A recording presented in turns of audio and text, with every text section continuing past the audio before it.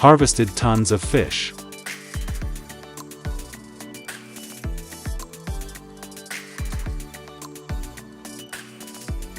Have you ever seen such breathtaking moments?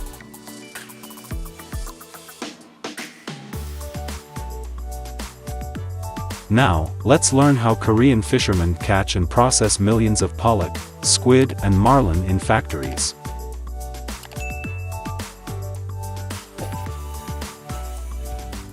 Pollock is a very popular dish, especially found around the Korean peninsula.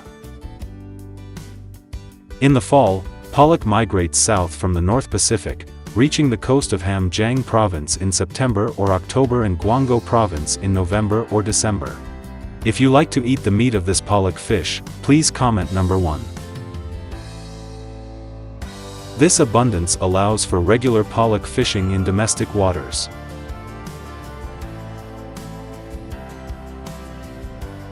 The main fishing method is large-scale trawling, including mid-trawling and bottom trawling.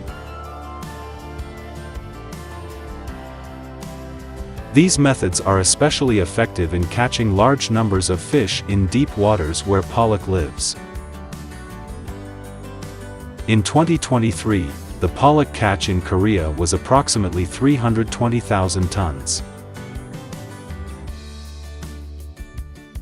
Pollock fishing occurs in both domestic waters such as the East Sea and international waters including the Bering Sea.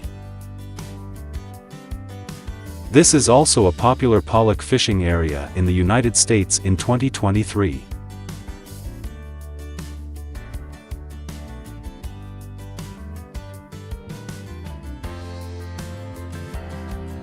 The total value of commercial fishing in the Bering Sea and the Gulf of Alaska will reach $383 million.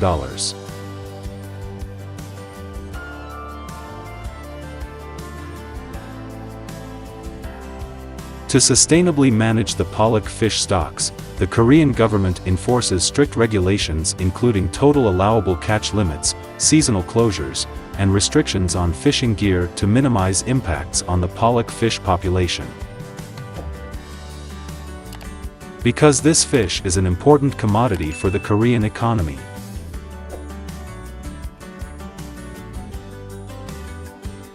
It is processed into various types of products such as sari and fish fillets. This industry is not only worthy of domestic consumption but also has a significant export volume, contributing well to the national economy.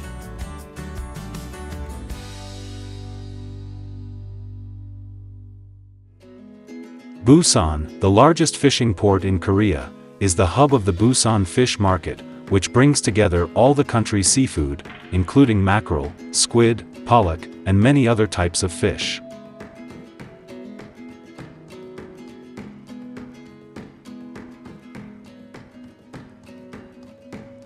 The auction at the Busan fish market begins at 6 a.m.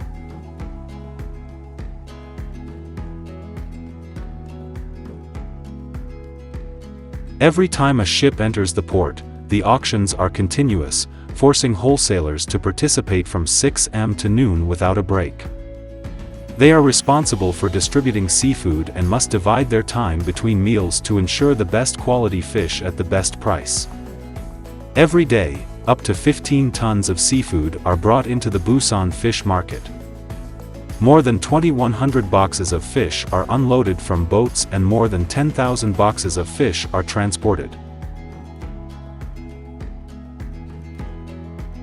The unique freeze-drying process after the pollock is caught offshore and quickly frozen for transport to the drying site.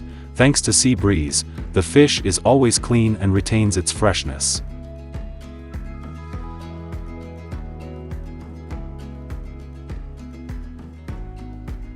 After being caught, the fish are cleaned and processed before being hung like this for 40 to 90 days in a cold and windy outdoor environment. Pollock absorbs nutrients from deep sea water, and when dried in the cold wind for many days, the fish meat becomes rich. Nowadays, instead of drying naturally, the fish are gradually dried at the factory. After removing the gills and organs, the fish are washed and ready to be dried. Workers use skewers to widen the fish's body, allowing better air circulation. Pollock is dried at a temperature of about 5°C. Processing plants meet the growing demand for pollock and save production time for fishermen. In addition, dried pollock fillets are also very popular in Korea. Dried pollock is widely used in Korean cuisine and is famous for its naturally sweet flavor and chewy texture. At the factory, workers remove the bones from the fillets, then season them before freezing.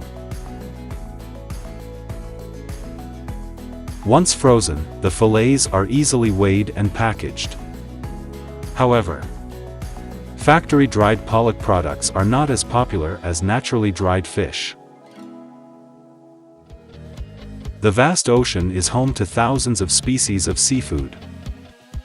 As ships set sail, we can see the dedication of fishermen to the sea, using hundreds of different fishing methods and tools to bring abundant seafood to everyone. In today's video, we will explore an ancient fishing method that dates back to the world's earliest civilizations, spearfishing. This technique involves diving and spearfishing, and has been practiced for thousands of years by communities living near bodies of water to find food. Over time, spearfishing has evolved into a popular recreational sport around the world. Today, fishermen use modern equipment such as spear guns, wetsuits, and fins to hunt fish.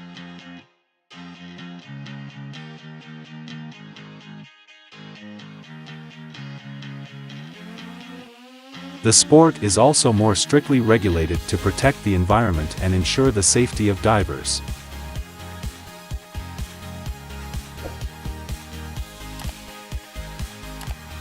Despite its modernization, spearfishing remains an activity that requires skill and patience, providing an exciting way to connect with nature and a unique experience in the underwater world.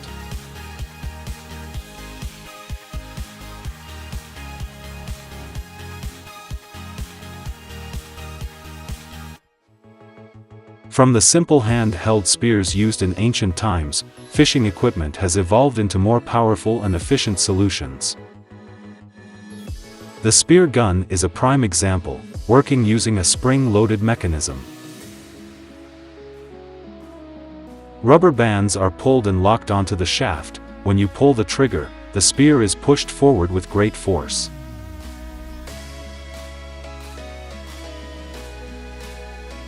But how do fishermen use spear guns to take down these giant fish? Let's follow in the footsteps of the marlin.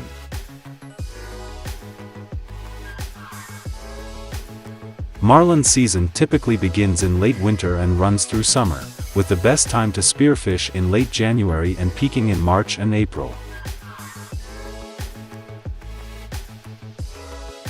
Marlin hunting requires planning and a certain level of risk.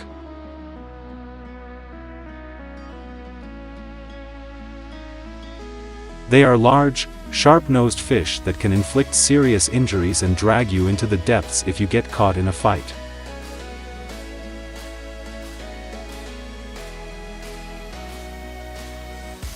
In recent years, spear guns have been developed to enhance hunting performance.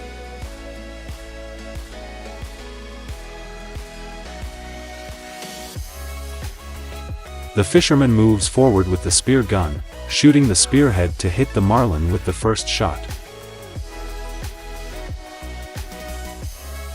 The marlin reacts by running away quickly, but with concentration, the fisherman can find it easily.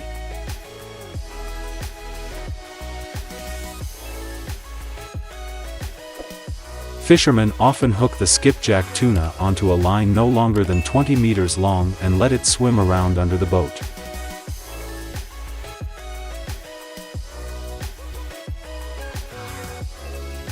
If they are lucky, the skipjack tuna will attract a hungry marlin to inspect it, creating the perfect opportunity to fire the shot.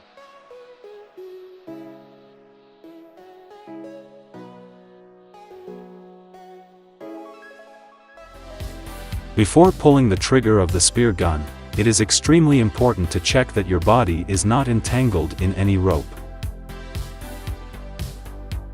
As the spear shoots forward, it is very difficult to untangle if there is any tangle.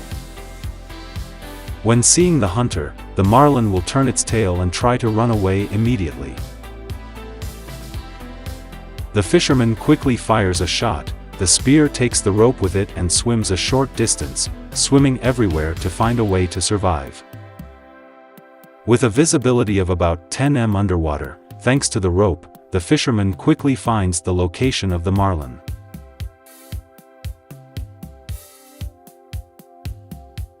The fight lasted for several minutes and eventually the fisherman won, taking the marlin to the boat for storage. Fishermen often carry spare guns on their boats, along with buoys and ropes for easy access.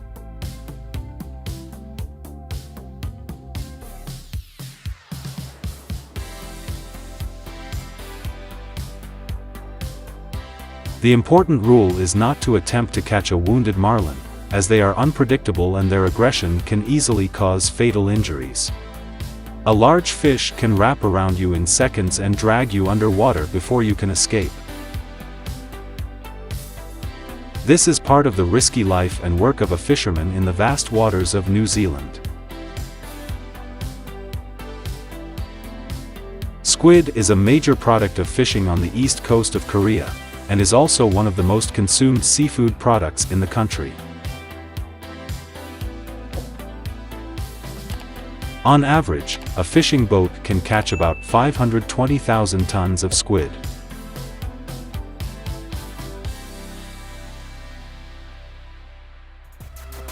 With most of the vessels in the offshore fishing fleet.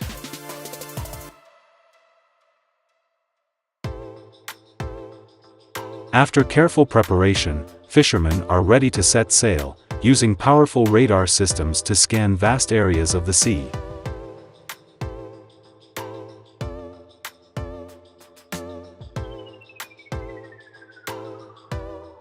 This radar system provides real-time data on the size of the squid and their location, helping fishermen determine the optimal fishing spot.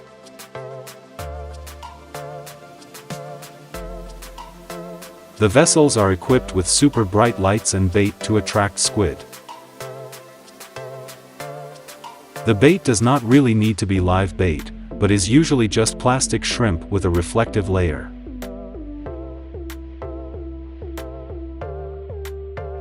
When the strong light is shown on it, the bait glows, attracting the squid to attack. Dozens of fishing lines are dropped into the water, each line carrying a specialized hook.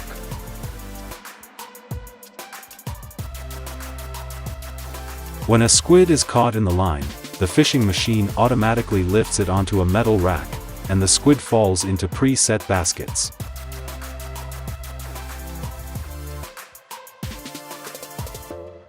After the vessel docks, fishermen quickly bring the fresh squid ashore and distribute it to the market.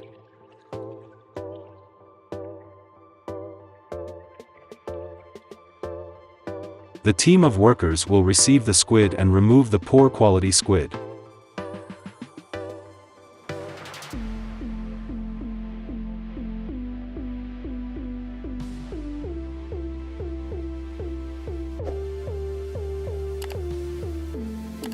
The squid is washed with water, then the workers will process and clean the internal organs.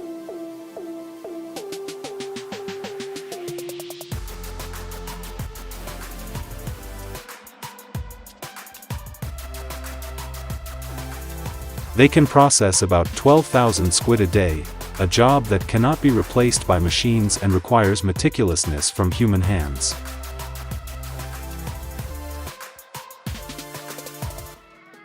Workers gently wash the squid several times to avoid damaging the skin, and remove the salty taste and remaining byproducts by soaking them in seawater.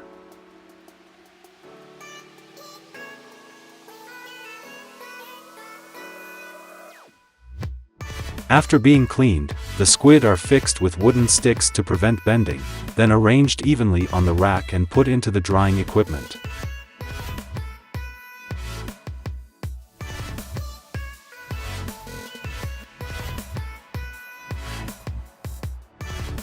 The squid are dried at a temperature of about 25 degrees Celsius for 6 hours, ensuring that the front and back sides are dried evenly to maintain their toughness.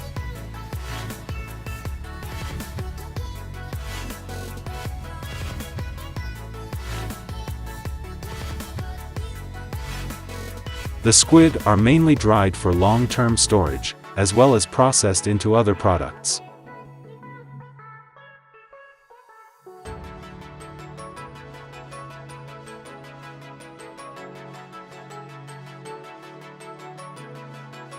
In addition to manual processing methods, factories are also trying to develop automatic machines to eviscerate or cut squid, saving time, increasing productivity, and serving the processing of more products.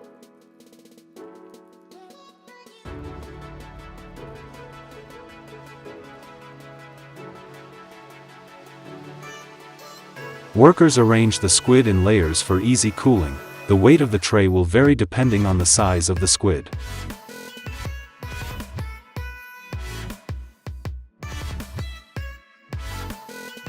The squid are then packaged and transferred to the freezing room for storage.